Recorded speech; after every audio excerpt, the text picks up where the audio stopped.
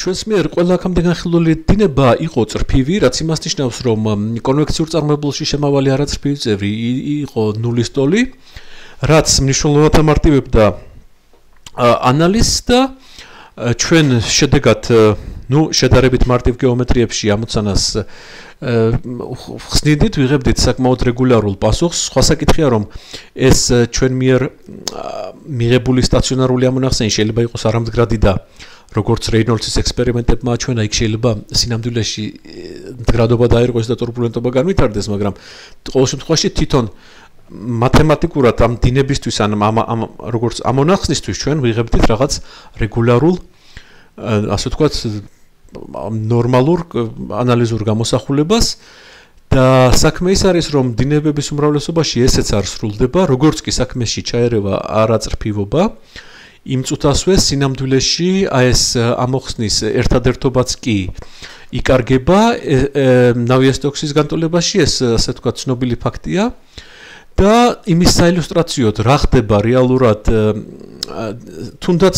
სტაციონარულ დინებებში, როდესაც არაწრფივი წევრი არ არის იდენტურად 0, მოდით განვიხილოთ ერთ-ერთი ყველაზე მარტივი დინება არანულოვანი არაწრფივობით, ეგ არის ეგრეთ წოდებული ჯეფრი ჰამელის დინება და ეს დინება არის სინამდვილეში ძალიან მარტივი. გვაქვს ორი ნახევრად უსასრულო სიფრთხე, რომელიც მთელი სივრციდან ამოჭრის რაღაცა არეს და აი ამ O წერტილიდან შემოედინება აი ამ არეში, რომელშიც ჩვენი შესწავლის არეა, შემოედინება ყოველ წამში ფიქსირებული რაღაც რაოდენობა სითხის და გვაინტერესებს რა დინება ჩამოყალიბდება აი ამ არეში სიფრთხეებს შორის. ან შემოედინება, ან პირიქით გაედინება. ამ შემთხვევაში ერთ შემთხვევაში ესე იგი ეს ჩვენი ნაკადი არის დადებითი თუ შემოედინება და თუ უარყოფითია, მაშინ და თუ გაედინება, მაშინ ესე იგი ვთვლით, რომ ეს ნაკადი უარყოფითია. ამასთანავე ჩვენ პირდაპირვე დაუშვებთ, რომ ჩვენი ეს შემოდინება, გადინება სითხის მოძრაობა, ანუ იქნება მხოლოდ რადიალური მიმართულებით, ამიტომ სიჩქარეს ექნება ერთადერთი რადიალური კომპონენტა, თუმცა ახლა ეს რადიალური კომპონენტა დამოკიდებულია როგორც რადიალურ ცვლადზე, ასევე კუთხეზე და კვლავ რა თქმა უნდა ჩვენთვის მოსახერხებელია ცილინდრულ კოორდინატებში მუშაობა და ცილინდრულ კოორდინატებში ნავიესტოქსის განტოლებებიდან ჩვენ დაგვრჩება აი ესეთი განტოლებები. ახლა ეს არის ნავიესტოქსის განტოლება სტაციონარული ნავიესტოქსის განტოლება რადიალური კომპონენტისთვის, რომელიც უბრალოდ გვიჩვენებს იმას, რომ სითხე გამავალი რაიმე ზედაპირზე გასაგებია, რომ სხვადასხვა შრეში უნდა გადიოდეს დროის ერთეულში ტოლი რაოდენობის სითხე და ეს ამის მანიშნებელია, ანუ სითხის რაოდენობის შენახვას გვიჩვენებს რეალურად ამ ამოცანაში და აქედან მათემატიკურად თუ ვილაპარაკებთ, გაუმდინარეობს, რომ ჩვენი სიჩქარე უნდა იყოს რადიუსის უკუპროპორციული და ახლა დასადგენით დაგვრჩა მხოლოდ მისი დამოკიდებულება კუთხეზე, კუთხურცვლადზე, ანუ ჩვენ ამ კერძო წარმოებულებიანი დიფგანტოლებიდან დავდივართ ჩვეულებრივ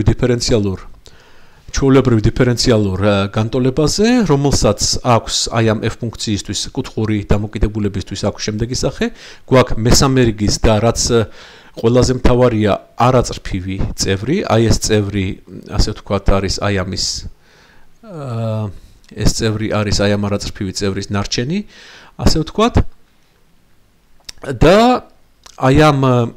ჩვენ ესე იგი გვჭირდება ამოხსნათ აი ეს არაწრფივი განტოლება. ამასთან სასაზღვრო პირობები მაშინ მდგომარეობს, რომ სიჩქარე უნდა იყოს ნულის ტოლი, რა თქმა უნდა, მყარ საზღვრებზე, ანუ ვინაიდან ამ სიფრთხეების გაშლის კუთხე არის ალფა, ანუ აი ეს კუთხე არის ალფა, ეს ჩვენი სიჩქარე უნდა იყოს 0, ანუ შესაბამისად მისი კუთხური ნაწილი უნდა იყოს ნულის ტოლი. კუთხე შემომსაზღვრელ სიფრთხეებზე. უპირველეს ყოვლისა, ეს განტოლება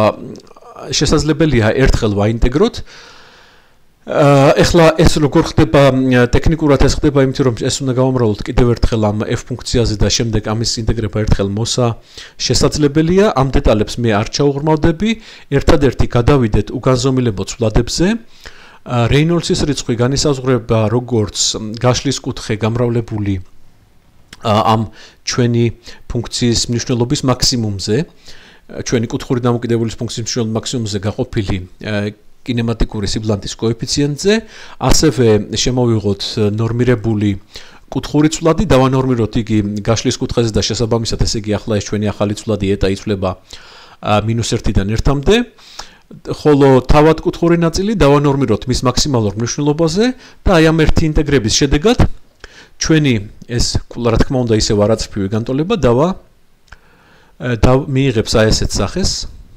და გვაქვს ესე იგი ახლა ეს არაწრფივი განტოლება რომელიც უპირველეს ყოვლისა იმის გამო რომ არაწრფივი წევრი იდენტურად არ გაქრა ცალსახად შეიცავს რეინოლდსის რიცხვს და ასევე შეიცავს გასაგებია რომ შეიცავს გაშლის კუთხეს. ეს ამ განტოლების ამოხსნა თეორიაში შესაძლებელია ჩაიწეროს იაკობის ფუნქციებში, თუმცა შემდეგ მათი ანალიზი არის კიდევ უფრო რთული, ამიტომ სინამდვილეში რეალობაში უკეთესია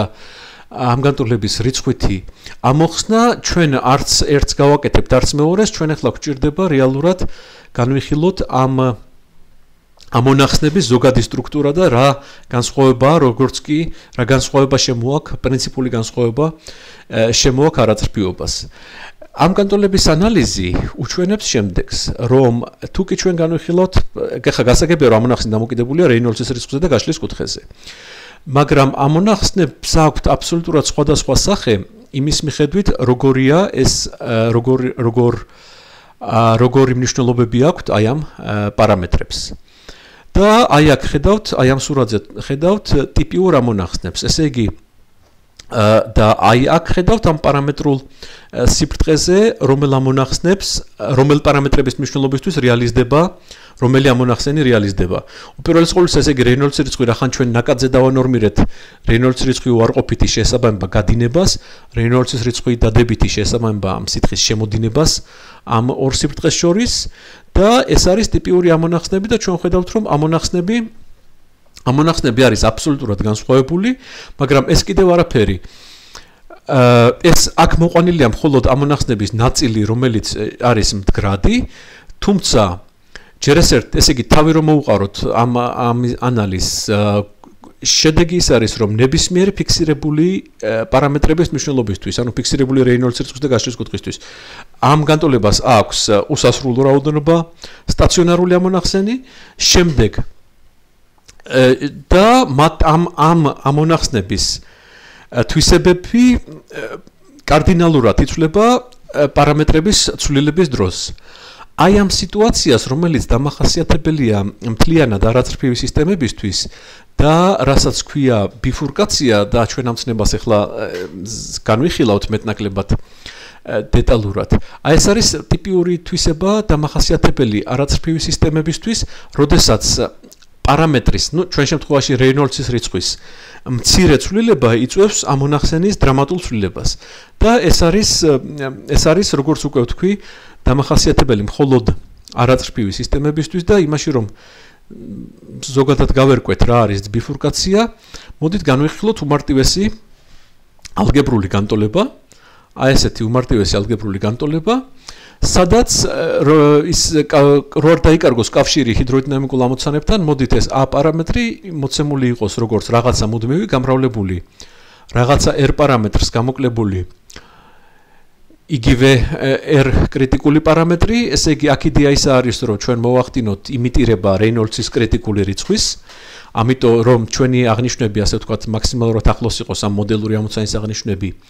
ჰიდროდინამიკულ აღნიშვნებთან და მოვით უპირველეს ყოვლისა განვიხილოთ აი ესეთი მარტივი, თუმცა კუბური განტოლება. რა გვაქვს? ეხლა, როდესაც R პარამეტრის მნიშვნელობა არის უფრო ნაკლები კრიტიკულ მნიშვნელობაზე, მაშინ ჩვენ გვაქვს ერთადერთი ამონახსენი უუდრის ნოლს, აი აქ. ხოლო როდესაც R-ის მნიშვნელობა მეტია კრიტიკული პარამეტრის მნიშვნელობაზე, მაშინ ეს A მუდმივა დადებითია, და შესაბამისად ჩვენ გვაქვს სამი ამონახსენი, კვლავ უუდრის ნოლს და გაჩნდა ორი უკვე ასიმეტრიული,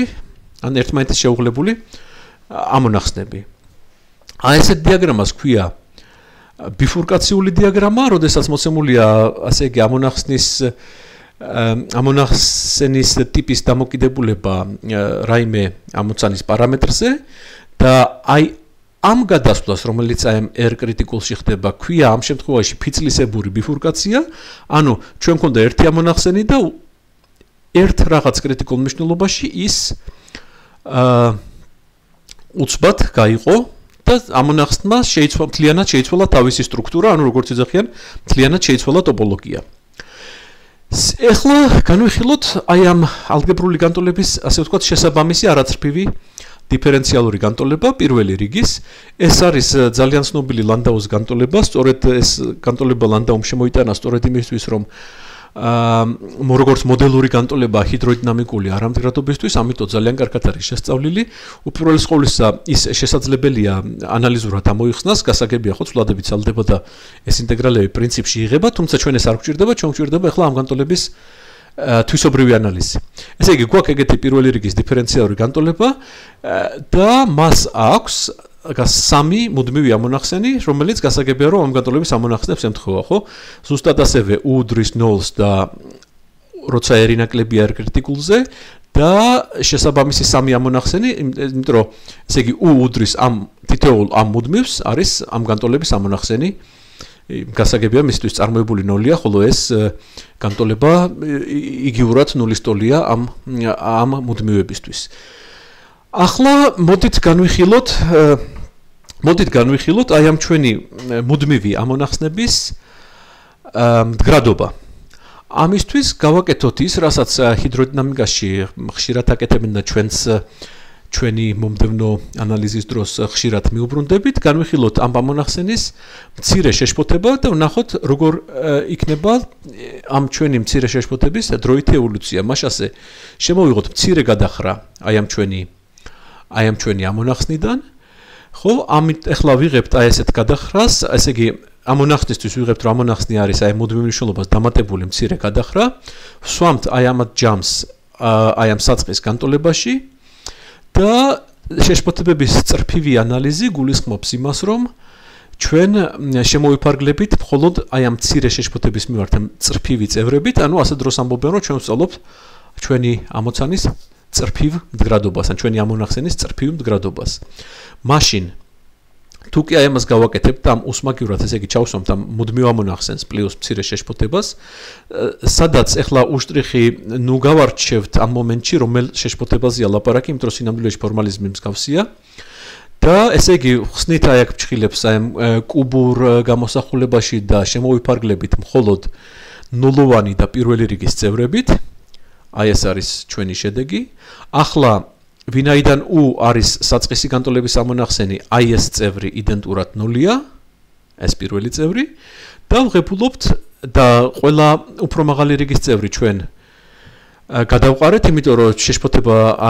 შეშფოთებას ვიხილავთ, რომ აქ ძალიან მცირე ამპლიტუდა და ჯამში დაგვრჩა აი ესეთი გამოსახულება, რომ აი ამ ჩვენი ამონახსენის მცირე შეშფოთების წარმოებული დროში არის პირველ მიახლოებაში არის აი ამ გამოსახულების ტოლი. და ახლა ვნახოთ როგორია ამ ჩვენი 4 ამონახსენის მდგრადობა. უპირველეს ყოვლისა მოდით განვიხილოთ ეს ჩვენი ამონახსნები ცალ-ცალკე. უპირველეს ყოვლისა განვიხილოთ აი ეს ამონახსენი, ერთადერთი ამონახსენი, როდესაც ჩვენი პარამეტრის მნიშვნელობა კრიტიკულზე ნაკლებია. ამ შემთხვევაში აი ეს მაშინ აი ეს განტოლება თუ კი ჩვენ ესე იგი უსმაგივრად აი აქ 0-ს ჩავსვამთ, გასაგებია რომ დადის პირდაპირ განტოლებაზე, რომ შეშფოთების წარმოებული არის A-ჯერ U', მაგრამ ჩვენ ვიცით რომ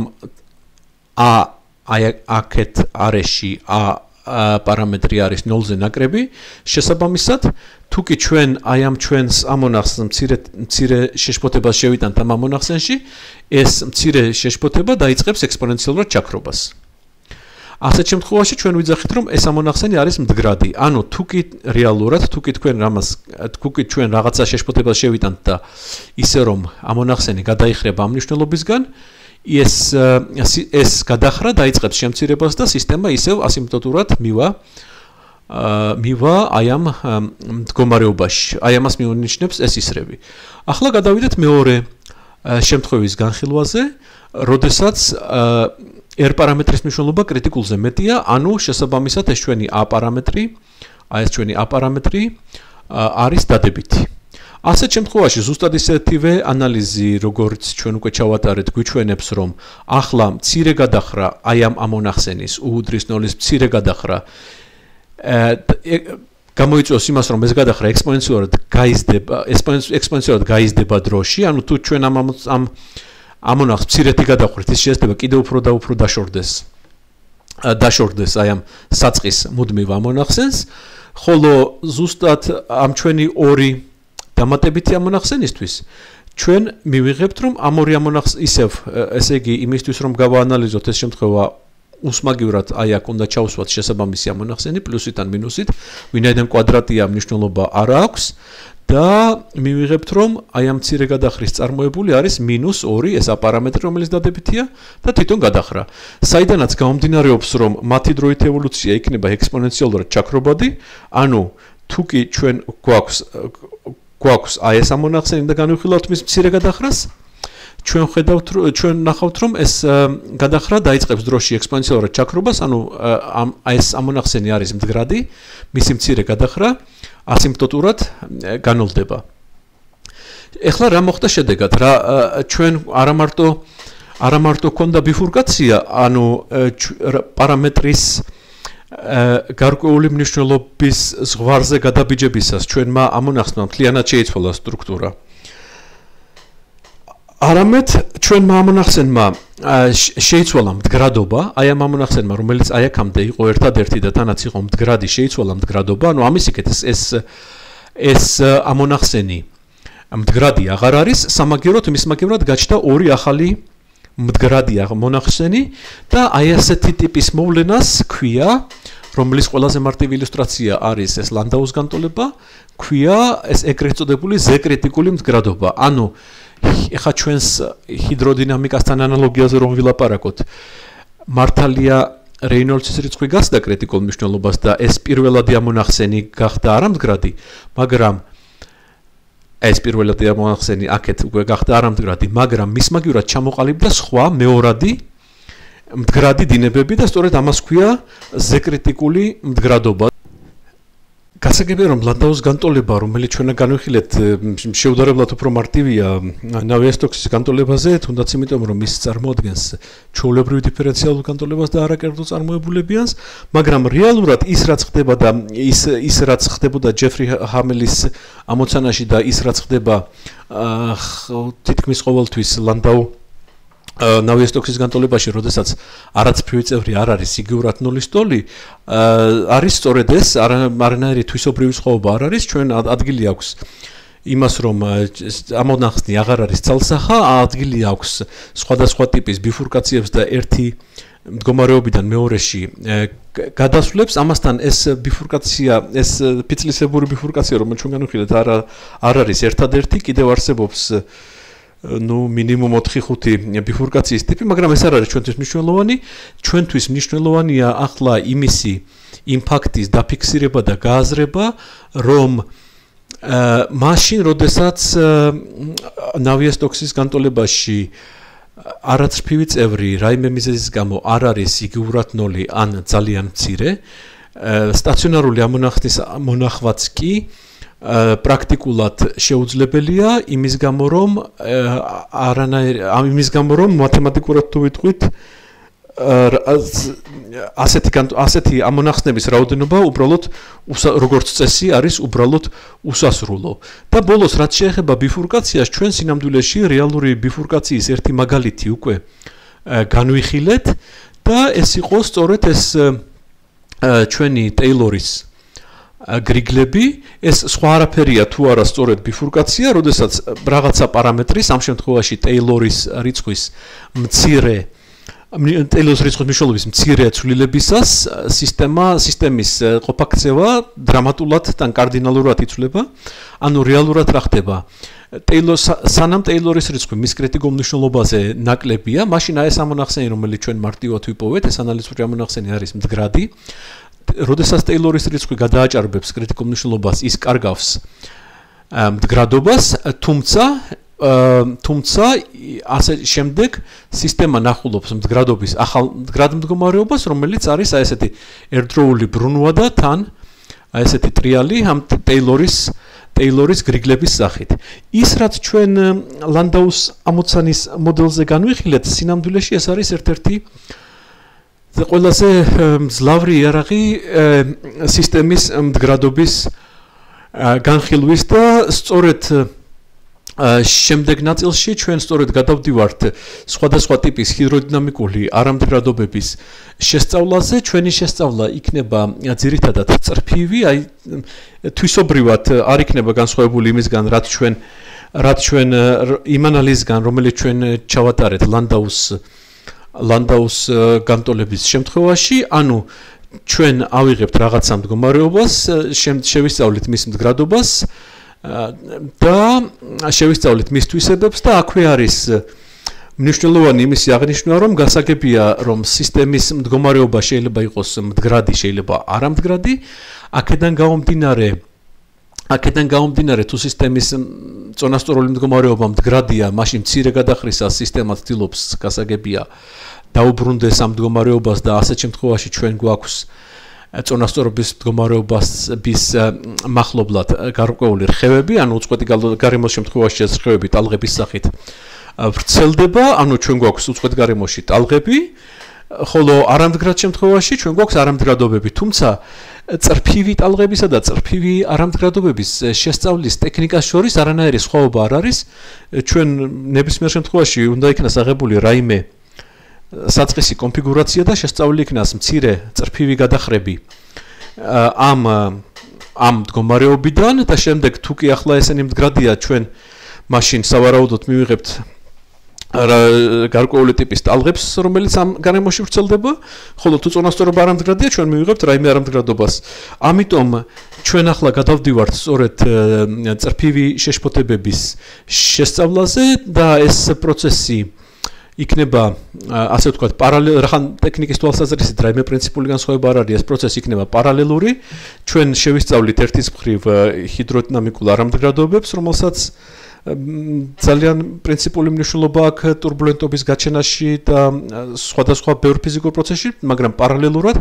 ჩვენ ასევე შევისწავლით მდგრად სისტემებში, ჩვენ ასევე შევისწავლით წრფივ ტალღებს, რომელიც ვრცელდებიან აი ამ მდგრად კონფიგურაციებში.